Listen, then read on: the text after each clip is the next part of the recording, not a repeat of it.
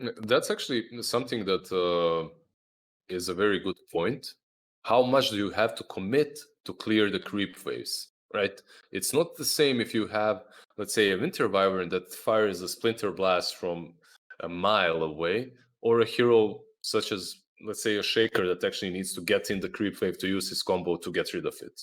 Yeah. So Radiant's pick. getting something from long range would be good. And this is something like that. There we Rubik go. actually gives you that ability, but it's not perfect. Fate Bolt is good, but it really isn't perfect. You can't really deal with all the creeps that easily.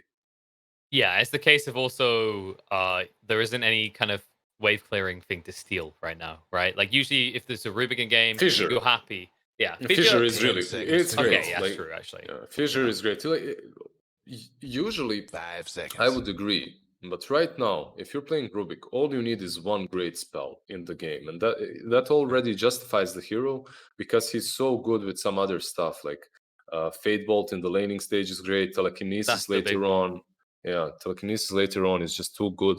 So there are some good things, but I don't know. I'm liking this VP's draft much more. It looks much easier to play at the moment. And it's a lot more aggressive, right? Like if you actually look at Team Liquid's right now, it feels all defensive. You've got an elusive hero and two heroes that are by definition seen as defensive supports. So Yeah, really, yeah. these two There's last picks, you need someone volatile. I think is the point. And there's still Broodmother. There's still Dyer's Huskar pick. picks in the pool. You're probably not Brood against the Shaker or an there anti. goes your aggression. All right. There Well, goes all of they your aggression. needed 3 heroes that were aggressive, Liz, because there's only going to be But 4 of them playing the game. but it's good versus Void Spirit, right? In the lane. Yes, If this it's Void amazing. Spirit is off lane, Anti-Mage should be really good versus him. So you have that going for you. Not only They do that, have a lot of. Yeah, I was going to say they can shift to Radiant's mid as well ban. because we saw Secret do that to counter a Void Spirit, so you can follow him. Hey, look! I mean, it took 2 extra picks, but we got there, Liz. It's a Huskar game. It's like, let's not insta pick him. Maybe they forget it and do something stupid as an anti-mage pick, and then we're gonna pick Huskar. Yeah, this looks Oh, great, God. man. It looks amazing. 10 seconds to Huskar go. in this game already looks solid because you have Oracle. You're also playing a 5 high tempo seconds. game versus an anti-mage. Mm. Looks good. The only thing is, yeah, anti-mage is AFK, but the other 3 heroes so far look very active. And you need to ban out the Viper, I think, if you're Liquid, right? Do you? I think you do. He That hero beat is it, great. but I don't think there's any higher priority ban now, right? So, yeah, probably you get rid of Huskar. The Dyer's question But the in pick. Viper, my yeah. mind actually is if you're having Quake on the Huskar, that that gives you this kind of follow through Dyer's opportunity pick. to maybe give the voice spirit to Mike instead of Boxy. So Mhm. there's some potential for this to be a Boxy hero instead in the final pick. Radiant's pick. There you go. Yeah, good call. And it's a good axe game as well. Now the Void Spirit, still Void will be on the safe lane versus Beastmaster and Shaker. I think he should be fine, considering that he has an Oracle with him. But from the level 3, it might be a little bit difficult to lane there once those boars really 10 start hurting seconds you. to go. And it's a case of if you get fissured, you've got a way escaping pre-6, but Void Spirit's trying to avoid leveling Time that to to pick simulate early. somebody's And foe. Really instead, good pick, by the way. yep, Um, against the it's Huskar on the lane. Against the Huskar, it's good. It's completely in their comfort zone. The only problem is the same problem that I always have with Lina is that if they do manage to get on top of her, it can get kind of dicey. And they do have a lot of heroes that do that. You have Mickey Void Spirit, who should have early level 6, right? And then you have Boxy as well, who might not even wait for that dagger, but he's going to be creep skipping top all the time, right? So if he goes I think Saberlight first started doing that. Phase boots and windlace, and then you just rotate down mid behind the tower. Lina can't really deal with that well, so there are some good things for both of these teams. 10 seconds to go. Obviously, I'm going to lean Team Liquid's way this time around. They Ooh. do have 5 Oracle seconds. Huskar, right? It's hard to go against that. Especially with their recent performances, especially at the start of the group stage with that hero being counted out completely. It was still an amazing performance from Quake. And I guess Mhm. the other thing for me is if VP want to win this game, there's a lot of the burden on Rezo to deliver because the way that they win these fights is all going to come down to vision, and that's where Beastmaster does give you the advantage. because you need to jump that backline first, right? Like, it's all good going, Lina can burst anyone, but then there's an Oracle on the other team. There's an Axe. There's all these heroes just waiting to punish you. I think you don't care. Obviously, you care about Vision, but you're just waiting for LTW to come online with his anti-mage. And after he comes online, we can talk about Vision. But until that happens, this game for me is already in Huskar's hands. He can do whatever he wants to. They swapped it up again, by the way. Virtus.pro, the win condition is back on LTW this time around. He's going to be... This is your classic old 4 Protect 1 draft from Virtus.pro, which this man right here is just AFK farming, everyone else is creating space. Yeah, and you know, we've seen a certain CIS team in the last 2-3 days do pretty well with that Fly to Moon, having that kind of style, proving that it's actually still viable and still a very good way to follow through instead of this kind of 5-man ball up and go type drafts. But when you look at Liquids, there's definitely screams more to that, though, right? You get your first item, and then you can just start to play on all these heroes. Yep, that's what I was about to say. We are going to get the Void Spirit in the mid lane, dodging out the Lina, and it doesn't look like VP expects this at all. It's a good play. It's a good play. Also, what I noticed is whenever someone is swapping these lanes the way they are, they always write good luck, have fun. You know, like... Oh, no, you remember it was a Fly to Moon against VP. They tipped the crap out of no one, and he wasn't quite sure why until a Batrider arrived on lane against his TA. So, no one will realize. Maybe he's learned from that. He's like, wait, something's up. Why are they all of a sudden saying good luck? Wait up. His lane should still be fine.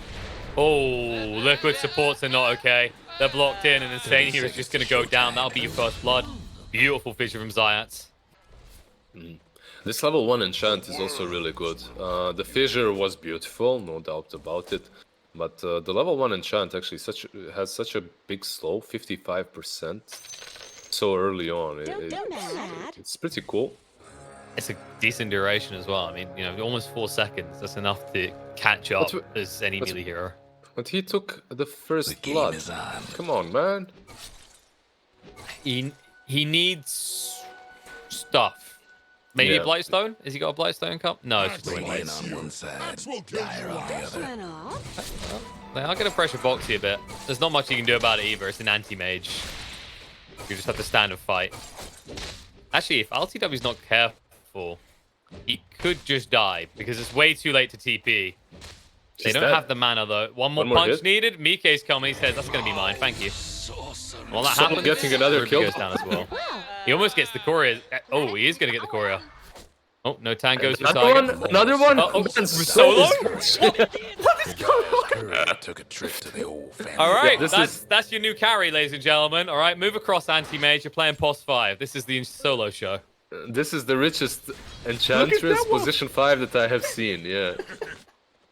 1,200 gold at a minute into the game on a POS 5 enchantress. Good lord. That's a feels good man right there for him. Well, let's give some attention to the other lanes. I think Solo's done, at least for the moment. Wait. Oh, no, he is. All right, I had to double check because it looked like they might go for him again. So let's talk a little bit about top. Like, are you scared, really, as a Beastmaster? You mentioned about the level 3 point, but before that? I think you're still alright. No, even on this lane, if you get level 3, you're fine. You can pressure the Huskar, or if you don't want to pressure him, you can just creep skip and get your waves differently. So I'm sure Rezo shouldn't have too many problems here. And I guess the other big one to look at is how the Lina versus Void Spirit is going to match up. What can we expect out of this? Because it is a strong start from no one, but is this the way that matchup's meant to go? I mean, Mike wasn't there on time, right? He went to kill AM.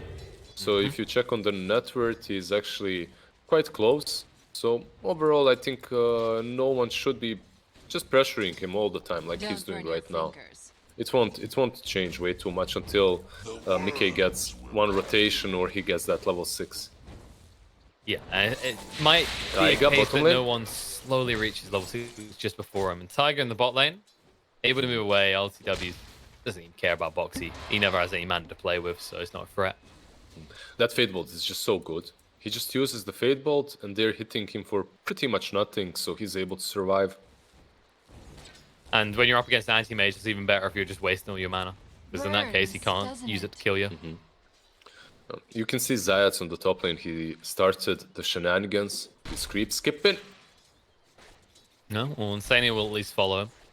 It's not too easy to try and stop Insania from escaping in these situations as well. So the reason why you have to follow him as a support in this situation when he's pulling is because if you don't, he will deny every single creep away from you. He pretty much denied a lot of versus Insania anyway, but usually that's not the case, or shouldn't be at least. Got it. The support should be doing a better job, is what I'm hearing here. Mike in the mid lane. Oh, that's a bait, and that's worked. No one. He's gonna get low, but Tiger has no mana, so no one will be able to live. And Mike, he tries to move back, he's gonna go down. That was some high IQ plays, but no one's brain is ticking even quicker.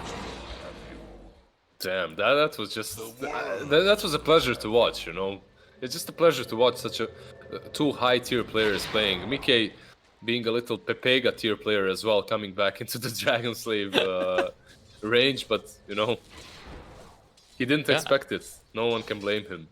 I mean, there wasn't really much he could do walking back in as well. So maybe he's like, no one doesn't have enough mana. If I can just get close enough and Resonant Pulse comes off cooldown, but that's never going to be the case.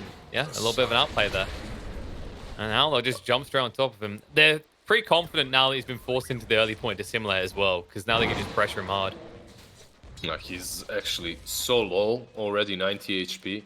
He must have a salve running to him. Yeah, he does. And the bottle, so he should get some region up and he should be able to continue farming bottom lane.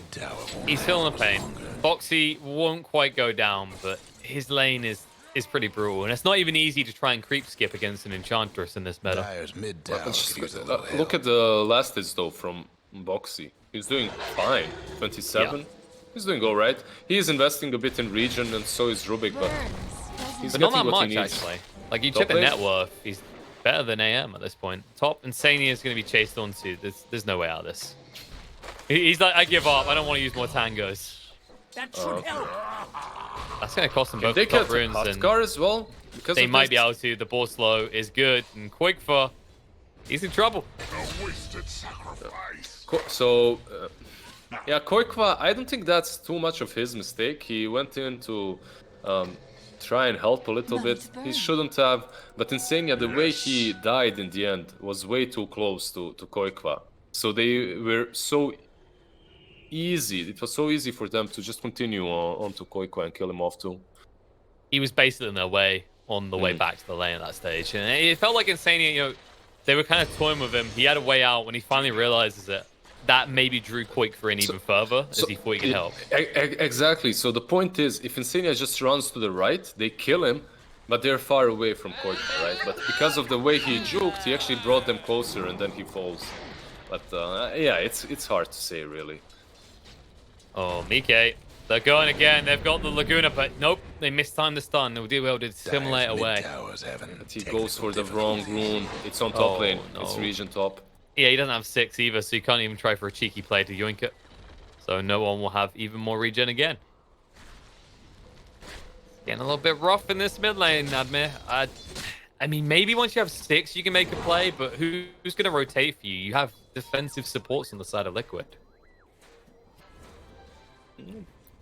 You just need that Rubik with 6, and you'll be maybe able to do something. Mikado, he actually wants to play with this because he has got the dash forward through the astral step. However, the heals from Solo are so good. Oh, to simulate, he actually goes in for it. He'll give his life, but they will get the kill on Delina. However, Tiger is the one that gets it.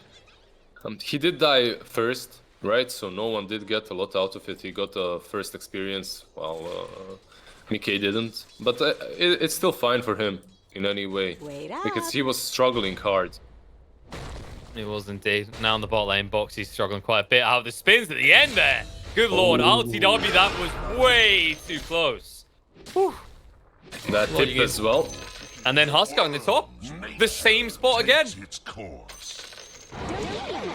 It looks like Liquid are willing to give away meta heroes for their comfort heroes, right? And so far it isn't working out for them. No, they're not looking comfortable at all, if you ask me. The only one who's having a good game so Radiant's far bottom on Liquid tower side is seen Tiger, better and that might days. turn around in a sec if they manage to kill him here. They'll just move forward. They even save it for no one. Out of solo, he says, no, I'm stronger. I need my carry items on this Edge 5. Yeah, no one actually moved towards the Oracle, tried to get another kill, but missed the LSA. Now, while the game is paused, you can't really write off Liquid just yet, because they do have a pretty sick combo with the Oracle and Huskar. And Liquid and Virtus.pro, even though they're winning quite hard right now, once that level 6 is up on Oracle and level 6 is up on Huskar with the armlet, you really have to be careful how you play a couple of team fights. It can go south real bad, real fast. There's this gap of vulnerability, right, on the Lina between when the AM comes online and the Lina stops being able to just posture the way she is right now. Laguna used mid, didn't do anything at all to Mickey, and now he's instantly smoking top. It's punishment time. With Rezo pushing the tower, things could go quite the right way for VP as they move in. zYat has been caught. Nikkei will have the damage to burst him down as he cuts through the Astral Step. And he'll even clean up a boar or two. Oracle is in trouble as no one did mirror that rotation by coming top as well. He says, okay, anything you can do, I can find more from. Tiger, he has no way out either. So no one will just give him the clip, bring him down. It's a 2-for-1 exchange. But they're not done. Mikkei has no Astral Step. He's got to simulate now, but he needs to use this right. He has to buy as much time as possible, and he may have jumped the gun, they know. But they can't get close enough to the primal. Rezo's just out of range. Mikkei goes for the cutaway. Yes, he wants to kill in a solo, and that greed might get him killed. He does get the kill in a solo, but now he has no mana and no life left to fight back with. He's dead. Virtus.pro is just getting one extra kill all the time. And that's mostly because of the boars. And they don't really have to invest a lot to get these skills. It's what I was saying in the draft, right? Is that Rezo's vision does so much against this team. And this is pre that fight situation I was expecting where they're going to try and snipe Oracle out. They're just casually running through Liquid. They're going to run through towers at this rate as well. They should be able to bring this one in the top down, and then I wouldn't be surprised if before long they start looking for a move towards the mid lane. There is an Invis rune on the bottom lane, so Mickey should pick that up. That might allow him to maybe go for AM even. I don't know if mid lane is a safe place to fight. Oh, Solo scouted it. Yeah, right? he saw it. They know fully about it. You can already see LTW, he's just going to wait. And you can already tell they're here because they go and capture his outpost. And they were a little bit too late there. So actually, VP are the only ones to get the XP at the 10-minute mark. Radiant's bottom tower. Fire's mid tower could use a little help. It's a spooky DD solo. Tiger's like, oh god, no. He's already killed enough of us this game. 3-1-5 on this Ench. Yeah, he's level 5. He doesn't even need to use that tome. His level 5 has a bracer, full magic wand, and boots. And now look at this. Straight away at the 10-minute mark. Across the mid lane. The catapult's here. The Beastmaster's here. The push is on. Mikkei, I mean, he doesn't even have phase boots. He can't hold this on his own. Technical difficulties.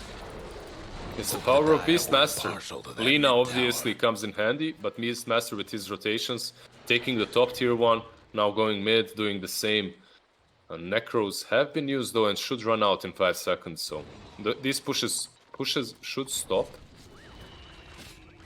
For the moment. But that gives space. That's the initial space you need with an AM lineup, right? So now it's on Liquid to try and find a way to take that territory back. The problem that they found themselves in on the side of Liquid, their supports are very underleveled. And you really need Oracle level 6, but you had to give the tome to Taiga, because he was very underleveled too. They are just about to hit their levels though, and after that, some rotations should happen. Well, as a rotation, Tiger, he gets 6 off the kill on End, but the better rotation goes to VP in the mid lane as they do bring down the Void Spirit again. This is not the game that Mikkei was hoping for. 2-4-2 at this stage, and he's meant to be the one controlling this game, but so far he's felt completely and utterly controlled. I guess the question is, does that come, like, the volatility in that mid lane, it could be either way, right? Does it come down to that quite cheeky play that he attempted at the beginning with a dissimulate forward in the Rubik rotation backfiring? It was really huge for him. That was really huge because he died just before getting a bottle. He was literally 50 gold away, and then he dies, he doesn't get it. They zone him out instantly after. But they do have a blink on Axe. He's very fat. Yep, they're smoking around. They know there's someone there. They're not quite sure exactly where, but they will now see Zayat. They'll jump in. The call's going to come out. The Light Strike Array follow-up to protect Shaker is good. Koikva is low. They have to use the False Promise just to play it safe because he was tanking the tower the entire time. Just looks back up. He does have his armlet. He's not too threatened. Maybe he should be because no one has the Yules. So, remember how the game was played so far, where Virtus.pro were always on the offense? It completely changed. I think now it's on them to start split pushing, creep skipping, while Liquid, they have reached this peak in which Huskar is just a beast, together with the Oracle, so... Liquid can literally dictate the tempo of the game from this point on. Although, it's a bit tougher when that happens. The Primal Roar comes out and Huskar's gone. Nice rotation by Rezo, immediately responding when he sees the Huskar under wards. You do need to have the ulti on Oracle, though. That's a small difference. I do find that makes Oracle more of a hero this. And that was the big fatal error, right? It's not like it was a sneaky use of False Promise they didn't see. You literally, under their tier 1 tower, said, by the way, I'm just going to press my ultimate right now, which has a 115-second cooldown at level 1. Yeah, and they didn't really do anything with it, though, right? They didn't even scratch that tier 1 on the mid lane. Alright, no, you know what? He just tanked it. I take all that expert analysis back. Let's go. Beastmaster has almost Necro 3. It's flying over to him, so it's a Beastmaster in the Zoo meta. That's what it is. Guess what's happening? None of that. It won't be too long before he has a blink at this rate. He's already got 1,000 gold just jangling around in his pocket as change.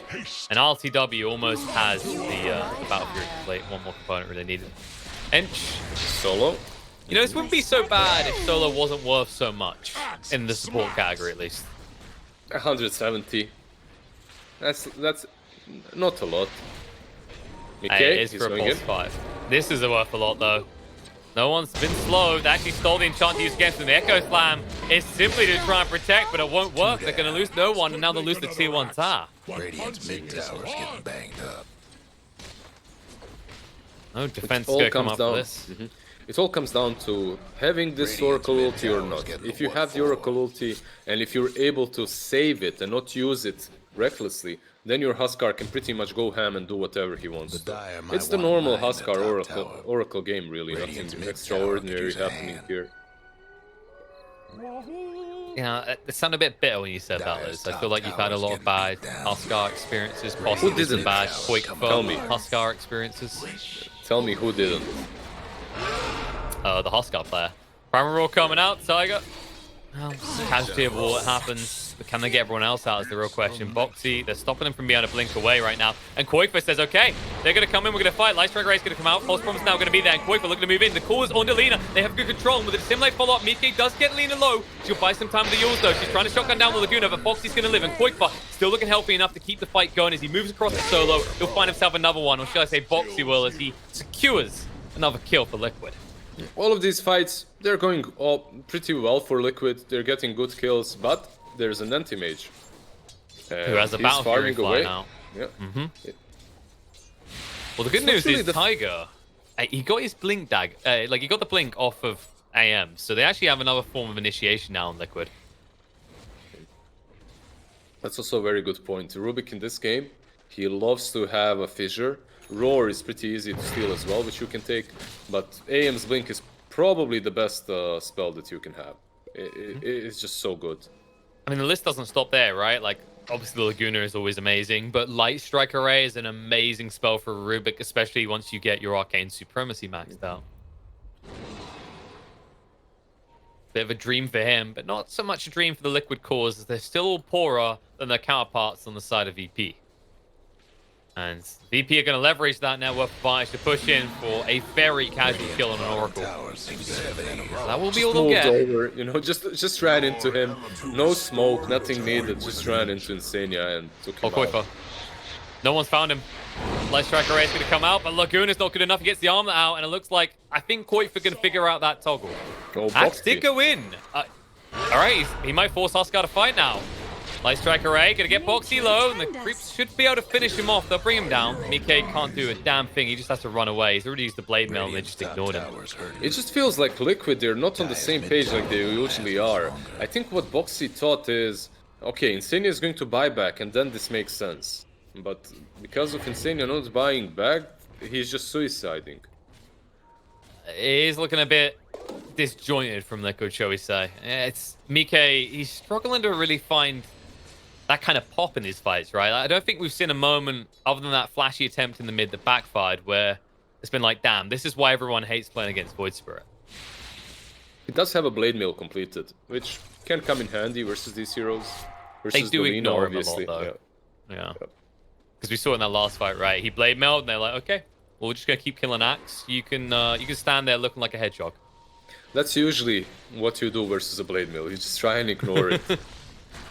Yeah, I always categorize Blade Mail in two forms, right? You've got this is going to kill him, and the hedgehog getting down and making a ball, please don't hurt me form. That's why Blade Mail for me is one of those items that has completely different use in different skill categories. Bottom lane, that is so close to that blink, but he's going to die. So if I'm streaming and someone is suggesting that I buy Blade Mail in every single game, it's probably like 2-3k, you know?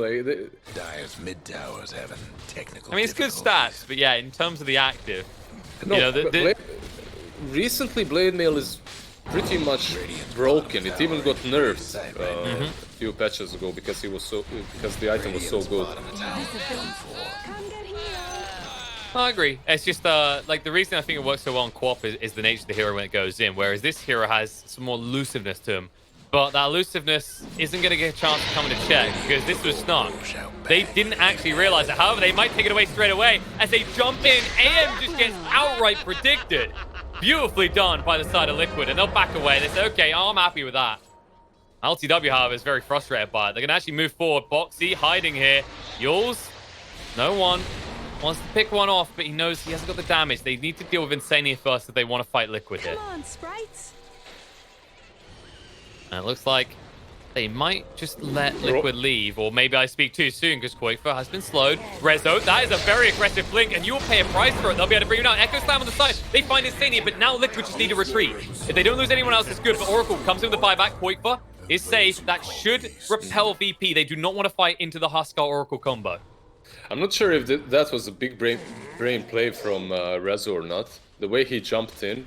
He knows he's jumping to his death, but because of him being there, Oracle is left alone and they can kill off Insania.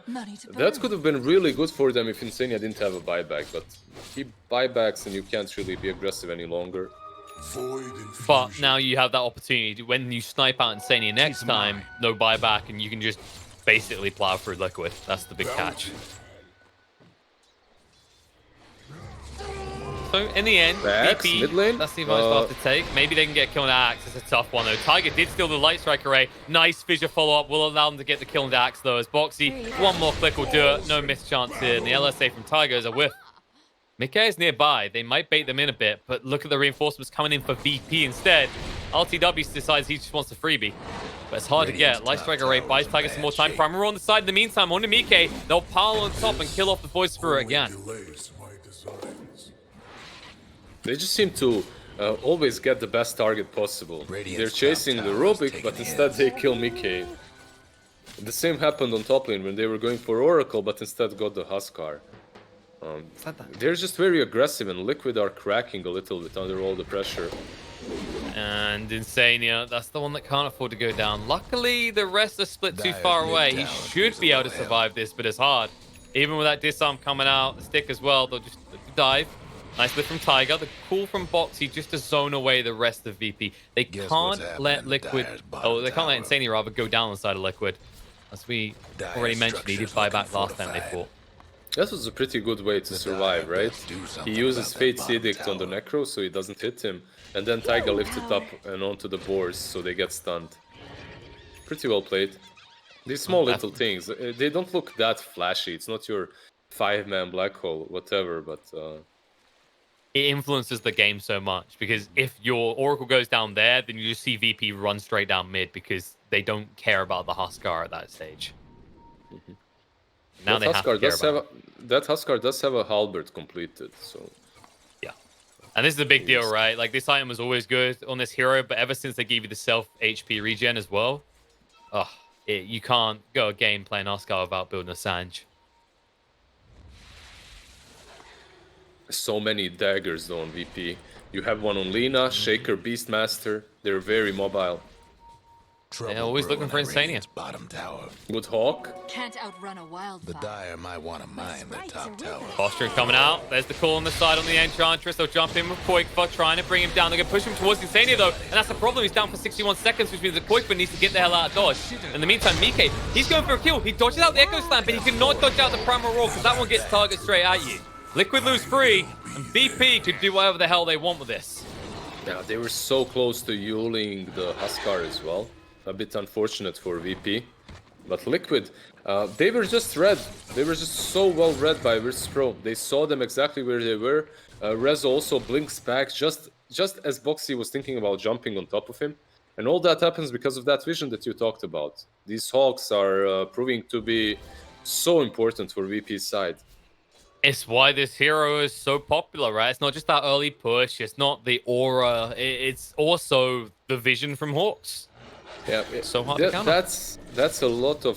It's just not that, and not just that. It's not this just as that. well, and like you know when This you like you looking for the answer, and your teacher just goes and you're like and this is and it's like these are all correct answers right now. It's like and basically Beastmaster win games. But usually, yeah, that's true. Usually, teacher does that because you're bullshitting. At least for me, because I'm just saying some random useless shit that's true, but not really what you need to say, right? Not That's really true. It's like they're trying to tell you right now you get 1 out of 12 marks, but if you keep going, a bit more detail and we'll get you there. Dire's top tower. Liquid. You know The detail they're trying to change is the kill score right now. As they're going to move in, and all that's going to change is VP's kill score if they're not careful. But Mike, nice jump around Alina. She has got the Yules to buy some time. Will be dispelled straight away. Primal Roar on the back line. They go in. They find both of Liquid supports, and no one is still alive. And now Huskar, he's going to go down. He has nobody to save him. Beautifully done again from VP, just punishing the positioning from Liquid every time. And Mike can hide in the high ground and just watch his team die, but not for long because they know he's up there. They'll find him as well. It's an ultra kill for the anti-mage, and Liquid get wiped. Damn, that could be game right there. This might have broken Liquid. Yeah, game. GG. I know how it feels like when you lose to an anti-mage, a fight such as that one, and you're playing with the Huskar. You're playing with tempo. You want to be winning these mid-game engagements. You lose one of these big fights, he gets an ultra kill. Game over. No, absolutely. It was kind of always the problem, right? Is that these fights were occurring early on. AM wasn't even showing up to them. The only time really where there was a big fight that he was involved in was when he went for the Roche and they managed to kill him straight afterwards when he got the Aegis, which is a good move, but I didn't feel like Team Liquid had a hero to play around, right? Like we kept harping on about this Huskar Oracle combo because when we get down to brass tacks, it felt like that's all that they were able to present in this game. Yeah, I completely agree. I think in both of these games, in this series, Team Liquid made a lot of critical mechanical mistakes, which I don't usually see from them. And it was really apparent in a couple of teamfights, but you can't really talk about it too much. It's just not something you want to talk about. But also, one mistake that you can see is letting out the Beastmaster go through, trying to counter it without Enchantress or Chen. And also letting the Lycan go through in the first game. I think playing without those heroes is much easier for Liquid. Just not letting them go through. They made this risk. Let's let the flavor of the meta, but we'll pick the comfort zone for us, and it definitely didn't work for them. No, absolutely not. It backfired hard. You know, at first we were like, does VP have the right heroes to just go aggressive for Protect 1? But then, especially when you see the way that mid matchup goes, like I highlighted earlier, it is a volatile matchup. One way or the other, there'll be a snowball effect. And I especially felt like Mike, you know, the state of the game, there just really wasn't any impact he could have. And, you know, not taking anything away from VP, but we've seen better from Liquid. However, from VP, this is definitely their best performance. And this is the Virtus.pro we're used to seeing. Straight on point. Very underwhelming from Team Liquid, and meanwhile Virtus.pro looks much better than they did in the last couple of days. Very well put.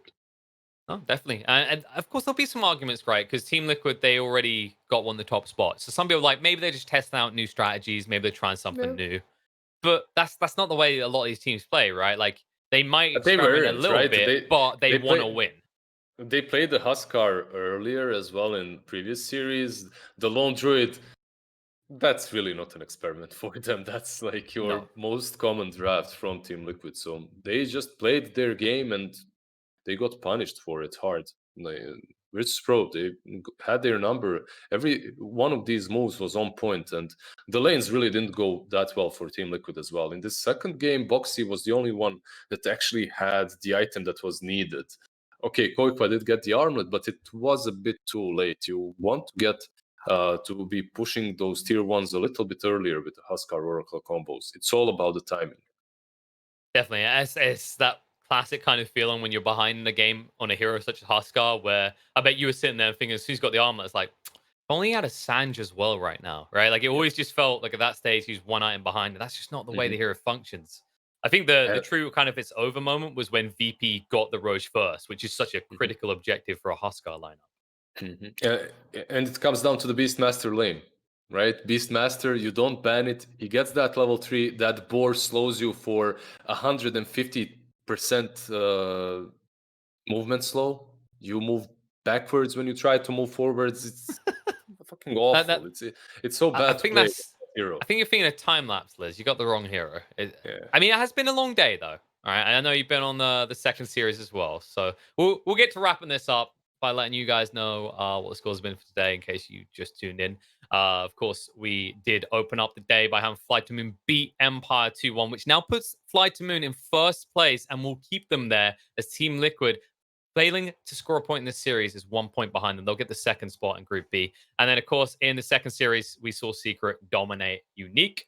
But I think everyone expect that. No offense to Unique. It's been a rough time. They finished the group stage with only 1 point to their name and 5 overall losses. But tomorrow, you got 3 more series coming your way. You're going to get a lot more Team Secret. You can be open up with Secret versus Viking GG, followed up by VP versus Empire, and then rounding out the day with the one where I know there's going to be a lot of eyes on it. It's going to be Secret versus Nigma. But I won't be there for that. You might have Liz. I'm not entirely sure. But you're going to be opening the day with Sunspan Cinderin, and then good old Tobes is going to be back to take you through the rest again. But that brings us to a close. We're done. Thank you for tuning in. I'm sure there's going to be more action here on the BTS channel. They've got something going on at all times. You know how those lads are. They always love to bring you the dotes. But we'll be back very soon. And Beyond Epic will be back for you tomorrow. See ya.